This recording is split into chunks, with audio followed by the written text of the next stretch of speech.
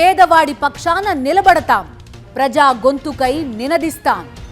Voice of voiceless, తెలుగువారి మనస్సాక్షి సాక్షి TV.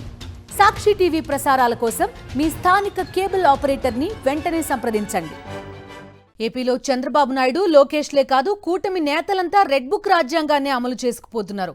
తాను ప్రతిపక్షంలో ఉన్నప్పుడు తన అవినీతిని, దురాక్రమణలను బట్టబయలు చేసి అడ్డుకున్నారనే కోపంతో ప్రభుత్వ అధికారులపైనే కక్ష పెట్టేసుకున్నారు టీడీపీ రాష్ట్ర అధ్యక్షుడు పల్లా శ్రీనివాస్. ఒక పక్క రాజకీయంగా తనను ఉక్కిరిబిక్కిరి చేసే వైఎస్ఆర్ కాంగ్రెస్ నేతలపై కక్ష సాధిస్తున్న పల్లా మరోవైపు అధికారులను వేధించుకు తింటున్నారు. వారిపై దుర్మార్గంగా చర్యలు తీసుకుని ప్రతీకారం తీర్చుకున్నానని సంబరపడిపోతున్నారు. అయితే ఈ వైఖరిపై ప్రభుత్వ ఉద్యోగులు, అధికారులు నిప్పులు చెరుగుతున్నారు. గ్రేటర్ విశాఖ మున్సిపల్ కార్పొరేషన్ లో కొందరు అధికారులను వేటాడుతూ ఉన్నారు టీడీపీ రాష్ట్ర శాఖ అధ్యక్షుడు పల్లా శ్రీనివాస్. 3 అధికారులను అన్యాయంగా సస్పెండ్ చేయించిన పల్లా శ్రీనివాస్ మరో 3 అధికారులకు షోకాజ్ నోటీసులు ఇప్పించారు. ఈ అధికారులు చేసిన తప్పేంటంటే, గతంలో టీడీపీ ప్రతిపక్షంలో ఉన్నప్పుడు పల్లా శ్రీనివాస్ పాత గాజువాక కూడల్లో నిబంధనలకు విరుద్ధంగా ఓ నిర్మాణం చేపట్టారు. దాంతో అధికారులు చట్ట ప్రకారం దాన్ని కూల్చివేశారు. తనకేదో అన్యాయం జరిగిపోయింది అంటూ ఎన్నికల్లో తన అక్రమాన్ని కూడా ప్రచారానికి వాడుకున్నారు.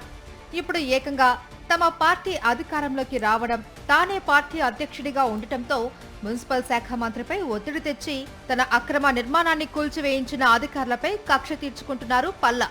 అక్రమ నిర్మాణం కూల్చివేతలో క్రియాశీలకంగా ఉన్న అధికారులు నరేందర్ రెడ్డి, వరప్రసాద్, వినయ్ ప్రసాద్లను సస్పెండ్ చేయించారు. షోకాస్ నోటీసులు అందుకున్న వారిలో అప్పటి చీఫ్ సిటీ ప్లానర్ విద్యుల్లత ప్రస్తుతం స్టేట్ టౌన్ ప్లానింగ్ డైరెక్టర్ గా ఉన్నారు. సిసిపి ప్రభాకర్ ఇంకా అదే స్థానంలో కొనసాగుతున్నారు.